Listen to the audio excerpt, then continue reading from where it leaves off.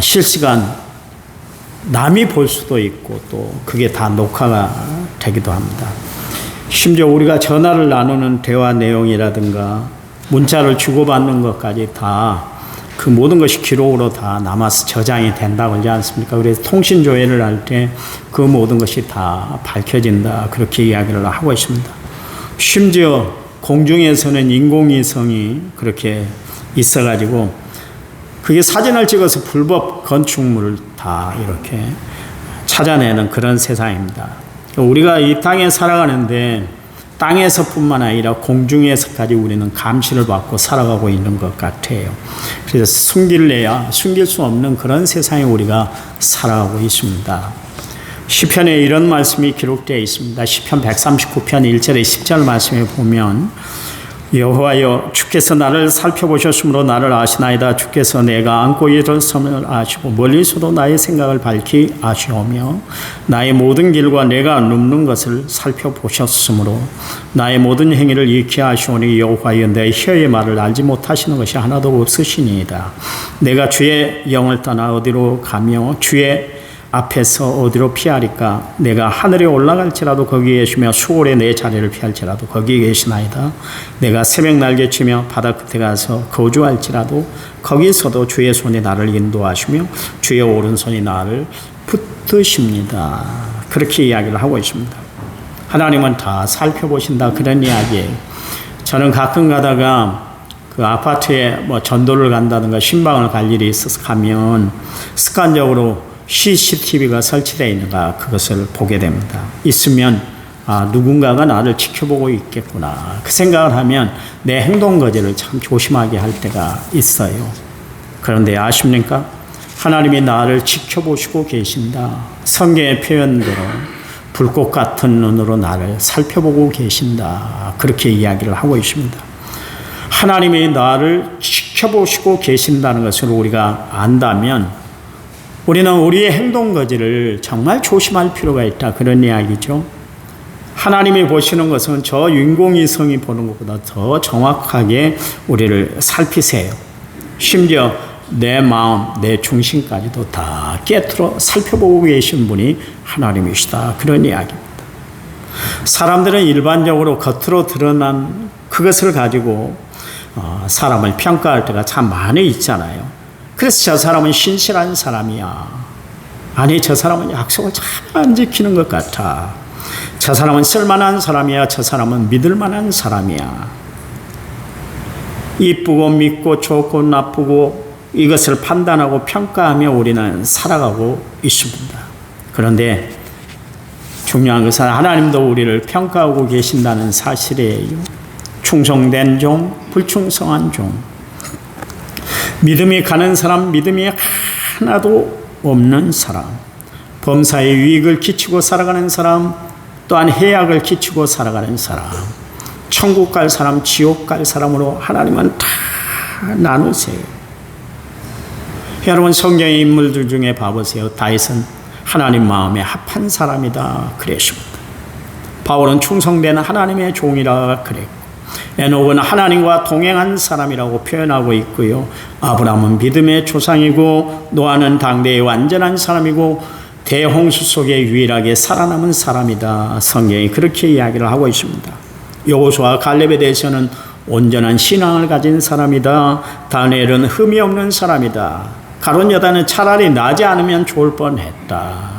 삼손은 힘이 센 사람, 디오드레베는 교회를 어지럽게 하는 사람, 바리새인들은 회칠한 무덤이다. 그러면서 주님이 다 그 인간 그 모든 것에 대해서 다 평가하고 있었던 것을 알 수가 있습니다.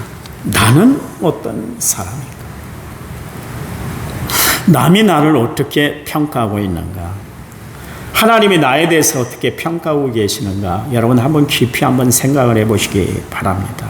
사실 우리가 사람들에게 좋은 평판, 좋은 평가를 받고 살아가는 것도 참 중요하지만 불꽃 같은 눈으로 살피시는 하나님이 나를 볼 때 도대체 하나님은 나를 어떻게 평가하시고 계시는가? 평가하고 계시는가? 하나님은 사무엘상 16장 7절 말씀처럼 우리의 중심을 살피신다 그랬어요. 지금 여러분이 예배드리고 있는 자세, 예배드리고 있는 모습 하나님이 다 보고 계세요. 다 보고 계세요. 정말 내 중심이 하나님 앞에 바로 서 있는가?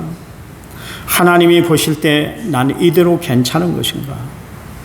바리새인들처럼 예식적인 신앙, 이중적인 생활이 아니라 정말 나는 하나님 보시기에 합당한 삶을 살아가고 있는가? 우리를 겸허하게 살펴볼 필요가 있습니다. 하나님은 우리를 부르실 때 세상에 선한 영향력을 끼치고 믿음의 본을 보이고 살아갈 것을 우리에게 요구하고 계세요. 그래서 너희는 세상의 소금이다. 너희는 세상의 빛이다. 너희는 그리스도의 대사다. 너희는 그리스도의 향기다. 주님이 그렇게 말씀하고 있어요. 한간의 사람들은 사람의 외모 겉모습만 보고 그 사람에 대해서 저 사람은 좋은 사람이야, 법 없이도 살 수 있는 사람이야, 그렇게 이야기할 때가 참 많이 있습니다. 그러나 그 좋은 사람도 자신의 본성이 드러나게 되면 그 좋은 이미지가 하루아침에 한글이 다 깨져버리고 무너져 내리는 것을 알 수가 있습니다. 여러분, 중대 범죄를 저지른 사람들 봐보세요. 주변에 있는 사람들이 한결같이 하는 이야기가 뭡니까? 그 사람이 그런 죄를 지을 줄 몰랐다, 그런 이야기를 하잖아요. 그런 사람일 것이라고는 꿈에도 생각을 못했다. 이구동성으로 사람들이 그런 이야기를 하지 않습니까? 그 좋았던 이미지를 완전히 추락시키고 있는 것을 볼 수가 있습니다. 그런데 오늘 본문에 소개하고 있는 에바브로디도는 참 믿음의 본을 보여주고 있는 사람이었어요. 특별히 바울이 감옥에 갇혀 있을 때 바울을 케어하기 위해서 자원해서 바울 곁에 가서 바울을 돕던 협력 사역자였습니다. 여러분, 이 일은 결코 쉬운 일이 아니잖아요. 왜냐하면 고향을 떠나야 됐고 정든 가족들을 멀리해야 됐고 사랑하는 성도들을 떠나야 하는 그런 결심이 있어야만 했기 때문에 그렇습니다. 또 언제까지 그 일을 감당하고 다시 고향으로 돌아올지 기약이 없이 떠나는 그런 길이었습니다. 그런 일에 에바브로디도가 헌신을 했습니다. 그래서 바울이 이야기를 하잖아요. 정말 에바브로디도는 나의 도움이 된 사람, 나에게 필요한 사람이었다, 그렇게 평가를 하고 있습니다. 여러분, 남에게 내가 인정받고 살아간다는 것, 우리가 살아봐서 알지만은 참 쉬운 일이 아니잖아요. 그렇잖아요. 그런데 바울이 곁에서 지켜본 에바브로디도는 참 신실한 사람, 신실 그 자체였던 것을 알 수가 있습니다. 그래서 바울이 에바브로디도를 그의 본 교회였던 빌립보 교회에 보내면서 편지를 썼어요. 에바브로가 내가 곁에서 지켜보니까 바로 이런 사람이더라, 그러면서 편지를 써서 보냈어요. 여러분, 빌립보 교회의 교인들은 누구보다도 에바브로디도에 대해서 잘 알고 있는 사람들이에요. 그런데도 불구하고 바울은 자신의 곁에서 정말 성심성의껏 자기 일을 돕고 사역을 감당해 나가는 에바브로를 볼 때, 에바브로디도를 볼 때 너무나 마음에 감동이 돼서 그들에게 편지를 써서 야, 에바브로디도는 바로 이런 사람이야, 그러면서 그들에게 이야기를 하고 있습니다. 여러분, 사도행전 18장 3절 말씀처럼 바울은 원래 하나님의 복음을 증거하면서 자비랑 선교사였습니다. 자기가 돈 벌면서 그렇게 선교 활동을 했던 사람이었죠. 그런데 바울이 지금은 로마의 셋집에서 지금 가택연금을 받고 있었기 때문에 생업을 할 수 없는 그런 처지였습니다. 그 소식을 듣고 빌립보 교회 성도들이 십시일반으로 헌금을 해서 그 선교헌금을 바울에게 전하게 되셨습니다. 그 헌금을 전해주기 위해서 빌립보 교회 성도 가운데 한 사람을 뽑게 됐는데 그 중에 한 사람이 누구냐면 바로 신실한 에바브로디도였다, 그런 이야기입니다. 그를 로마에 있는 바울에게도 보내게 되셨습니다. 돈을 그 손에 들려서 전해주게 되었다, 그런 이야기입니다. 여러분, 예수님의 제자 중에 그래도 믿음이 같은 가룟 유다 보십시오. 그 주머니에 돈이 쌓이니까 그 돈 가지고 자기가 마음껏 사용을 했어요. 그래도 믿음이 같기 때문에 그에게 재정을 맡겼는데 불구하고 재정에 축을 냈었다, 그런 이야기입니다. 그런데 에바브로디도 그에게 이 빌립보 교회 교인들이 얼마나 믿었기에 그의 손에 돈을 들려서 성경헌금을 전해주게 했다, 그런 이야기입니다. 그러면서 에바브로디도에게 빌립보 교인들이 이야기합니다. 당신이 가서 바울을 끝까지 좀 도와주시기 바랍니다. 그의 옥바라지를 잘해 주시기 바랍니다. 그러면서 파송을 했어요. 그런데 에바브로디도가 어쩐 일인지 로마에 온 후에 그만 병들어서 죽을 지경에 이르게 되셨습니다. 에바브로디도가 죽게 되었다는 그 소식을 빌립보 교회 교인들이 전해 들었어요. 에바브로디도는 빌립보 교회 교인들이 자기가 병들었다는 것을 알게 된 것이 마음에 얼마나 부담이 되었겠어요. 주의 일을 잘 수행하지 못하고 오히려 바울에게 짐이 되지 않았나 싶어서 무척 빌립보 교회 교인들이 안타까웠고 그리고 섭섭해할 것을 생각하니까 엄청 부담이 됐을 거예요. 그래서 얼마나 기도했겠어요. 하나님, 나를 데려가지 마시고 나에게 건강을 주셔서 바울을 잘 보필할 수 있게 주세요. 그리고 빌립보 교회 교인들이 내 출신 교회 교인들이 더 이상 나 때문에 그것 때문에 염려하며 걱정하는 일이 없게 해주세요. 하나님 앞에 얼마나 기도했겠습니까? 그 소식을 전해드린 빌립보 교회 교인들뿐만 아니라 자기를 케어하기 위해서 왔던 그 에바브로디도가 자기를 돌보다가 그렇게 병들었으니까 바울이 얼마나 또한 기도했겠어요. 자기 몸도 좋지 않고 자기도 지금 어려운 처지에 있는데 불구하고 이 에바브로디도를 위해서 기도했을 거예요. 그랬더니 하나님이 기적적으로 그의 병을 고쳐주셨습니다. 여러분, 그래요. 주의 일, 하나님의 일들을 감당할 수 있도록 하나님이 역사해 주셨던 것을 알 수가 있습니다. 그래요. 하나님의 역사는 그렇게 감당이 되는 것을 알 수가 있습니다. 이제 건강을 되찾은 에바브로디도를 바울은 다시 빌립보 교회에 보내게 되었습니다. 이때 바울이 편지를 써서 에바브로디도 편에 보냈던 편지가 바로 오늘 우리가 읽었던 성경 빌립보서입니다. 오늘 본문에 보면 바울은 예수님을 본받을 사람 세 사람을 차례로 예를 들어 소개를 하고 있는데요. 첫 번째는 바울 자신, 두 번째는 디모데, 세 번째는 에바브로디도였습니다. 바울은 예수님의 사도였고 디모데는 안수받은 목회자였고요. 에바브로디도는 사도는 아니었고 안수받은 또한 목회자도 아니었습니다. 그저 평범한 성도에 지나치지 않았습니다. 그럼에도 불구하고 그는 예수님을 본받는 사람이 되셨습니다. 여러분, 예수님을 본받는 사람은 특별한 사람들에게 국한되는 것이 아니에요. 에바브로디도처럼 평범한 사람도 예수님을 본받아야만 합니다. 그 중에 오늘 본문 말씀에 보면 에바브로디도가 소개가 되고 있는데요. 우리에게 정말 그의 신앙 인격을 우리는 한번 살펴보면서 우리의 신앙도 다시 한번 다지는 시간이 되어야 할 줄 믿습니다. 첫 번째, 에바브로디도는 그가 맡은 일에 충성했습니다.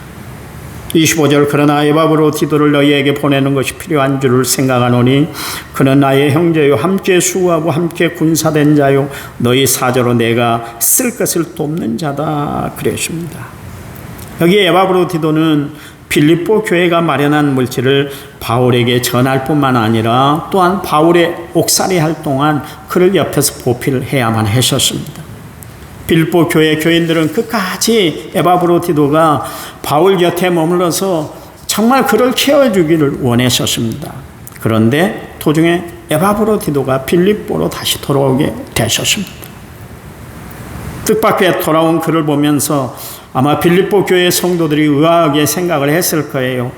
말하기 좋아하고 오해하기 좋은 사람들은 그가 맡은 일에 충성하지 못했기 때문에 바울이 못마땅히 해서 그를 다시 우리 빌립보 교회로 되돌려 보낸 것이 아닌가, 그러면서 얘기거리를 만드는 사람도 있었을 것입니다. 그래서 바울은 빌립보 교회 성도들이 잘못된 생각을 갖지 않도록 하기 위해서 오늘 본문의 말씀 25절 26절 말씀을 기록하면서 에바브로디도는 바로 이런 사람이야 그러면서 표현을 해주고 있습니다. 그만큼 에바브로디도는 바울에게 인정받았고 하나님 앞에 인정받은 사람이었다, 그런 이야기입니다. 여러분, 신앙생활하는 여러분, 하나님 앞에 인정받고 살아가는 성도들이 되시기 바랍니다. 하나님 앞에 인정받을 뿐만 아니라 사람들에게도 신실함이 통하는 성도가 되시기를 간절한 마음으로 부탁을 드립니다. 여기 보니까 5가지 호칭을 부여하면서 그가 맡은 일에 충성한 사람이었다 소개하고 있습니다. 그는 형제고 함께 수고하고 함께 군사된 자고 사자고 내가 쓸 것을 돕는 자였다. 그렇게 이야기를 하고 있습니다. 첫 번째, 나의 형제여 그랬습니다. 바울은 위대한 사도였어요. 반면에 에바브로티도는 무명의 인물이었습니다. 그럼에도 불구하고 바울은 에바브로티도를 이야기할 때 나의 형제다 그랬습니다. 자신의 형제다 그랬습니다. 여러분, 성도는 예수 안에서 하나같이 형제와 자매인 것을, 하나님의 자녀인 것을 여러분 인식하고 살아가는 성도들이 되시길 바랍니다.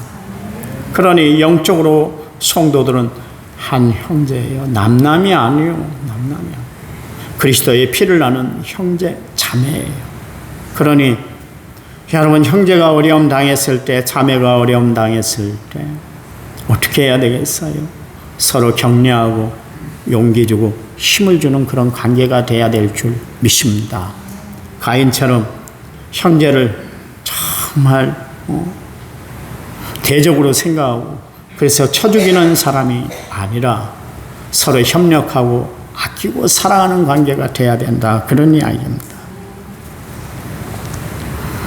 여기 바울은 에바브로티도에게 그는 나의 형제다. 그 이야기는 그만큼 바울에게 애정이 깊었던 사람이 에바브로티도였던 것을 알 수가 있습니다. 두 번째는 함께 수고한 자다 그랬습니다. 동역자라는 것이죠. 바울과 함께 하나님의 일을 하는 사람이었다. 그런 이야기요. 여러분, 꼭 전면에 나서서 주의 복음을 증거하는 사람만이 하나님의 일을 하는 것이 아니라 복음 전도자를 위해서 협력하고 기도하고 후원하는 일 역시 하나님의 동역을 이루는 일인 줄 아시기 바랍니다. 바울은 에바브로티도가 자기 곁에 머물며 자신을 돌보는 일 역시 하나님의 일이라고 말하고 있습니다. 그래서 바울은 에바브로티도를 나의 동역자다 그렇게 이야기를 하고 있습니다. 분명히 바울과 에바브로티도가 받은 은사와 맡은 직임과 사역은 분명히 차이가 납니다. 그러나 두 사람이 하나님의 교회를 위해서 힘껏 일하고 있다는 것, 수고하고 있다는 것은 똑같은 거예요. 그래서 바울은 에바브로티도가 하는 사역이나 바울 자신이 하는 사역이나 다 동일하게 소중하고 귀중한 일이다 그렇게 말씀하고 있습니다. 세 번째는 함께 수고된 자다, 함께 군사된 자다 그렇게 이야기를 하고 있습니다. 그러니까 에바브로티도는 나의 전우다 그렇게 이야기를 하고 있는 것을 알 수가 있습니다. 신앙적인 면에서 바울은 에바브로티도를 그의 형제라 그랬고 복음 사역을 위해서는 바울의 동역자라고 이야기를 했고 그리고 영적 전투에는 바울이 에바브로티도의 전우다 그렇게 이야기를 하고 있습니다. 그런가 하면 네 번째로 너희의 사자다 그렇게 이야기를 하고 있습니다. 여러분, 에바브로티도는 빌립보 교회 성도들이 바울에게 보냈던 그들의 사자였어요. 빌립보 교회가 바울에게 보낸 하나님의 사자였다 그런 이야기입니다. 그래서 바울을 위해서 정말 협력하며 열심히 사역을 감당해 주었습니다. 바울을 위해서 기도해 주셨습니다. 기도로 협력하고요. 또 여러 가지 바울에게 필요한 일들을 그렇게 도운 사람이 되었던 것을 알 수가 있습니다. 하나님의 사자로 그는 주의 일들을 은혜롭게 잘 감당해 나갔던 것을 알 수가 있습니다. 다섯 번째로 내가 쓸 것을 돕는 자다 그랬습니다. 더 정확히 번역을 하면 나의 필요를 돕는 자다 그런 이야기입니다. 바울에게는 분명히 먹을 것, 입을 것 이런 것들이 참 쓸 것이 많이 필요했을 거예요. 그뿐만 아니라 바울에게 찾아오는 모든 사람들을 안내하는 일도 역시 필요했을 겁니다. 에바브로티도가 이 일을 감당하기 위해서 바울 곁에 왔다 그런 이야기입니다. 그러면서 바울의 곁에 머물면서 그가 필요로 한 모든 것을 다 도와주었다 그런 이야기입니다. 에바브로는 이 일을 충실하게 감당해 나갔습니다. 여러분, 하나님의 일은 구분이 없는 거예요. 내가 주의 이름으로 그 일들을 감당하면 그 일이 하나님의 영광 돌리는 귀한 일인 줄 믿으시기 바랍니다. 찬양을 하는 것 하나님의 일이에요. 식사를 맛있게 만드는 것도 하나님의 일이에요. 또 헌금을 정성스럽게 개수하는 것도 하나님의 일이에요. 무엇 하나 교회에서 이루어진 일이 하나님이 하시지 않는 일이 아니에요. 다 하나님을 위한 일인 것이에요. 그러니 맡겨진 그 직임에 최선을 다해 하나님 앞에 온전히 쓰임받는 성도들이 다 되시기를 간절한 마음으로 부탁을 드립니다. 우리가 살아가다 보면 요긴하게 필요한 물건이 있습니다. 그런데 필요치 않는 물건은 오히려 짐이 되잖아요. 그래서 결국 쓰레기가 됩니다. 그 아파트 단지의 쓰레기장에 가면 종종 쓸만한 물건인데도 불구하고 당장 쓸 수 있는 물건인데도 버려져 있는 물건들이 있을 수가 있습니다. 우리가 보기에는 아직도 쓸만한데 왜 버렸지? 그런 생각이 들 때가 있을까요? 그런데 사용자 입장에서는 그것이 필요치 않기 때문에 버리는 것입니다. 사람도 마찬가지입니다. 필요한 사람이 있는가 하면 필요치 않는 사람이 있고요. 있으나 마나한 사람도 있습니다. 필요 없는 사람, 그 사람은 비극적인 인물입니다. 예수님을 은 30냥에 팔아먹었던 가룟 유다를 보세요. 그는 차라리 나지 않은 것이 좋을 뻔하였다. 그러면서 오히려 그 사람은 이 세상에 태어나지 않은 것이 좋았어. 참 쓸모없는 인간이야. 주님이 그렇게 책망했던 것을 알 수가 있습니다. 초대교회 디오드레베라는 사람은 교회를 하면서 온갖 심술을 다 부렸어요. 아나무인인 사람이었습니다. 참 교회가 감당하기 힘든 사람이었습니다. 그는 하나님의 일을 하면 할수록 사람들, 교인들을 괴롭히는 그런 사람이었던 것을 알 수가 있습니다. 그런가 하면 있으나 마나하는 사람이 있습니다. 그 존재감이 별 의미가 없이 살아가는 사람들이 있어요. 병풍 같은 역할을 하는 사람입니다. 그런데 모든 일에 꼭 필요로 하는 사람이 있습니다. 곧 산소와 같은 역할을 하는 사람이에요. 바로 성경에 다윗과 그리고 바울을 둘 수가 있습니다. 나는 어떤 사람입니까? 나는 정말 있으나 마나한 사람입니까? 있어서는 안 되는 사람입니까? 꼭 필요한 사람입니까? 필요한 사람이요? 필요한 사람들이 다 되시기 바랍니다.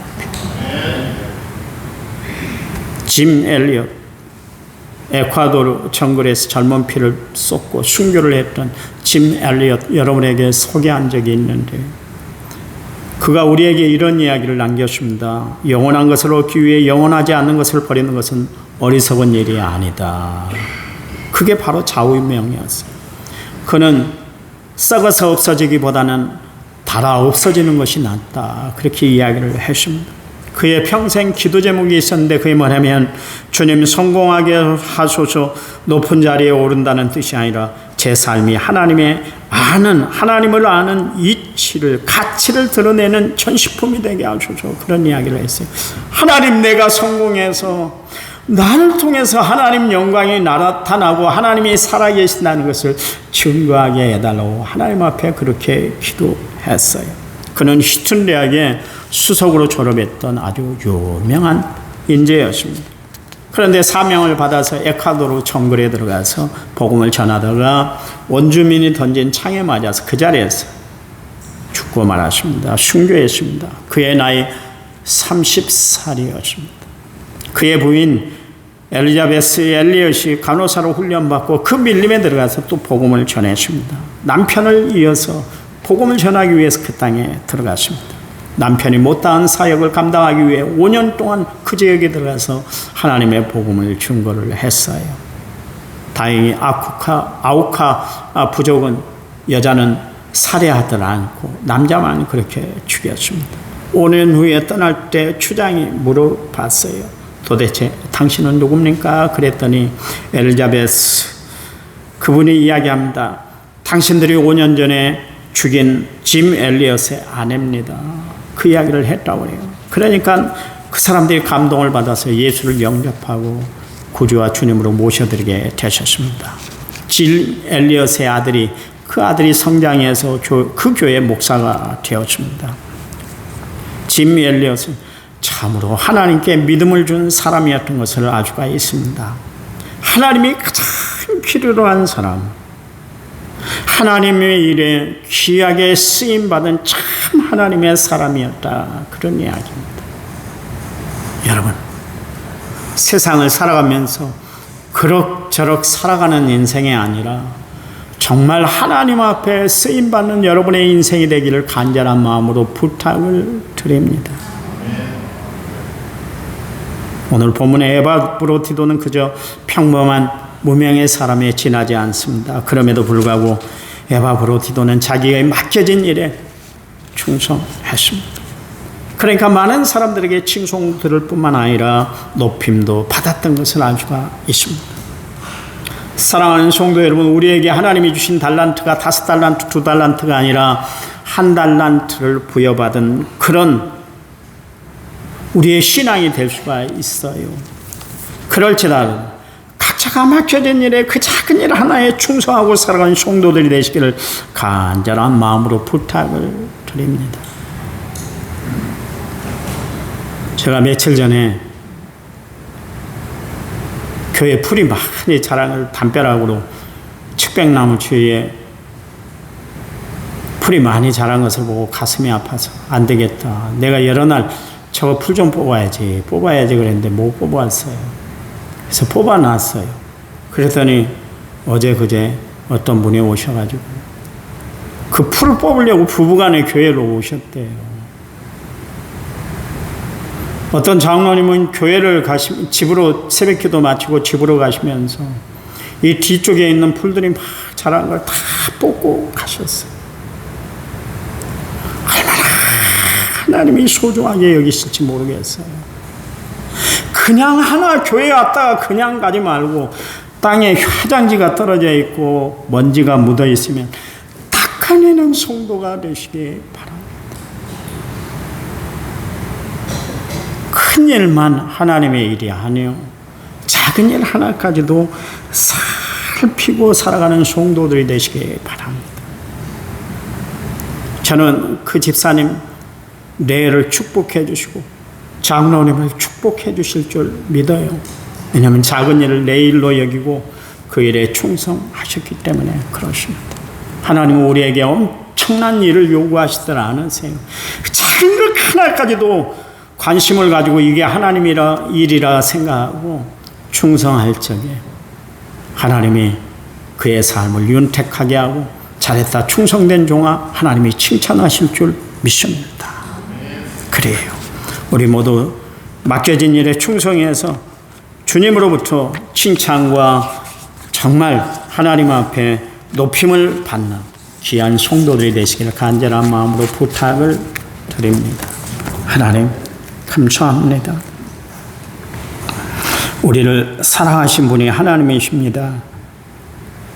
우리를 위해 물과 피를 다 쏟기까지 우리를 위해서 모든 것을 다 희생하신 하나님, 그 하나님 앞에 우리의 작은 충성을 드릴 수 있는 저희들에게 도와주시옵소서. 헌신함으로 정말 평신도의 사역을 잘 감당하는 저희들 되도록 도와주시옵소서. 저희들을 통해서 하나님의 나라가 이 땅에 임하게 하시고 이 땅에 그리스도의 계절이 오도록 하나님 함께해 주시옵소서. 예수님 이름으로 기도했습니다. 아멘.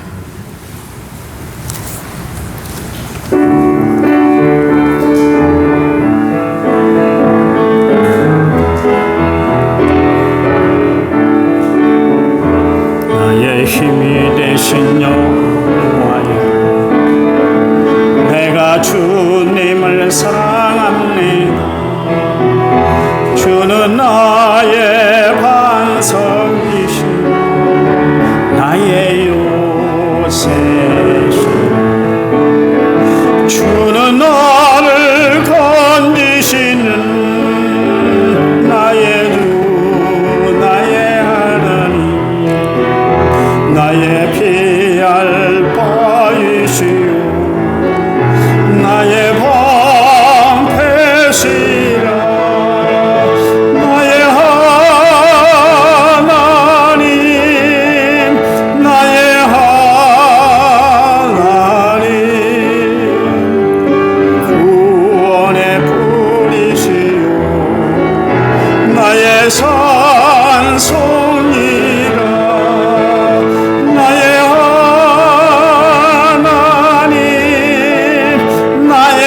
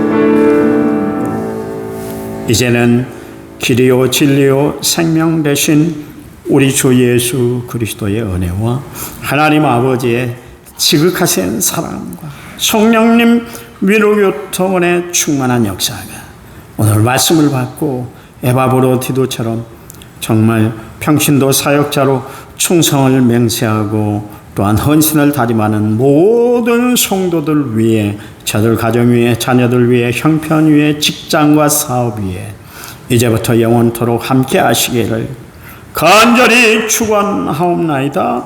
아멘.